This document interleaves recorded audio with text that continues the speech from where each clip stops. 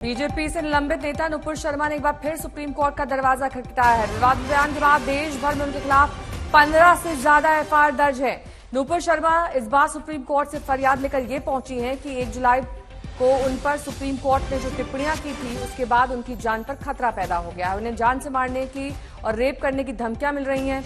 नुपुर शर्मा ने अपनी नई अपील में कहा है कि उनकी गिरफ्तारी पर रोक लगे और उनके खिलाफ देश भर में जो एफआईआर दर्ज है दिल्ली में एक साथ ही उन्हें जोड़ दिया जाए, क्योंकि पहली एफआईआर दिल्ली में ही दर्ज की गई थी। आज सुप्रीम कोर्ट में नुपुर शर्मा की याचिका पर एक बेंच सुनवाई करेगी, जिसने 1 जुलाई को उन्हें कड़ी फटकार लगाते हुए हाईकोर्ट जाने के निर्देश दिए थे। कोर्ट ने उन्हें टीवी पर जाकर माफी मांगने की हिदायत दी थी। यही नहीं, ये भी कहा था कि खतरा नुपुर की जान को नहीं बल्कि उनके बयान से भड़की भावनाओं से पूरे देश को है। यही नहीं, कोर्ट ने यह भी कहा था कि एक पार्टी की प्रवक्ता होने के नाते उनका गुरूर उनके सर पर सवार हो गया था और अब अहंकार की वजह से वो देश के मजिस्ट्रेट के सामने पेश नहीं होना चाहती, क्योंकि उन्हें लगता है कि वो उनसे छोटे हैं।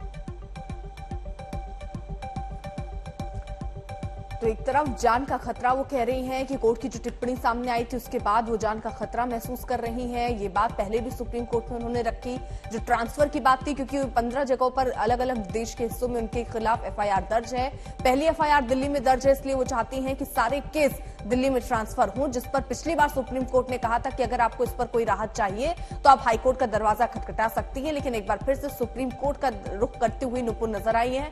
उन्होंने वहां कहा, इस याचिका में अपने कहा है कि उनको जान का खतरा बढ़ गया है सुप्रीम कोर्ट की टिप्पणी के बाद। दरअसल आपको बता दें, सुप्रीम कोर्ट की तरफ से टिप्पणी की गई थी कि आपने ऐसा बयान टीवी पर दिया तो आपको टीवी पर ही जाकर माफी मांगनी चाहिए थी और बहुत पहले आपको अपने बयान से माफी मांग लेनी चाहिए।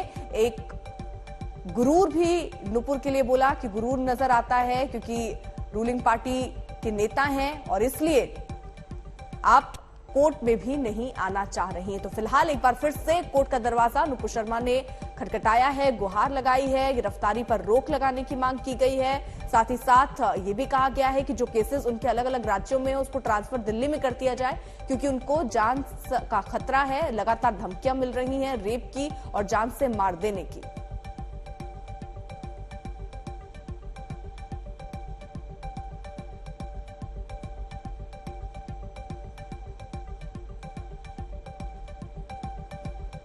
तो आज ये अहम सुनवाई होनी है सुप्रीम कोर्ट में, जिसमें एक ही कोर्ट में सभी एफआईआर पर सुनवाई हो, ये अर्जी नुपुर शर्मा ने लगाई है। गिरफ्तारी पर रोक लगाने की भी मांग नुपुर शर्मा की ओर से की गई है।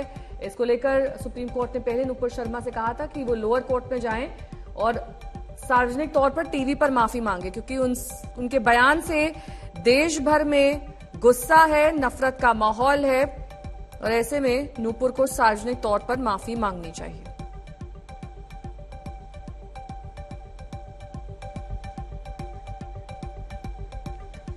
संजय शर्मा हमारे साथ, हमारे सहयोगी इस वक्त जुड़ चुके हैं। संजय, जब पिछली बार कोर्ट का दरवाजा नुपुर ने खटखटाया था तो यही बातें उसमें भी कही गई, सीधे कोर्ट की तरफ से कह दिया गया था कि इस पर राहत चाहिए तो हाईकोर्ट जाइए। लेकिन फिर एक बार इन्हीं याचिकाओं के साथ सुप्रीम कोर्ट में पहुंचने का क्या मतलब?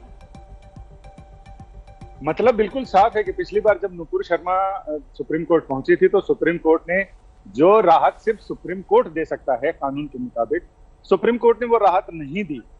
तो जाहिर है कि ऐसे में नुपुर शर्मा को दोबारा सुप्रीम कोर्ट ही आना पड़ेगा, क्योंकि हाई कोर्ट के पास वो अधिकार नहीं है कि दूसरे राज्यों में दर्ज एफआईआर को अपने पास बुलाए। सिर्फ सुप्रीम कोर्ट को ही करना था। कानून के जानकारों का कहना है कि सुप्रीम कोर्ट को उसमें हाँ या ना में जवाब देना था कि वो मामले ट्रांसफर करने का आदेश दे रहा है या नहीं।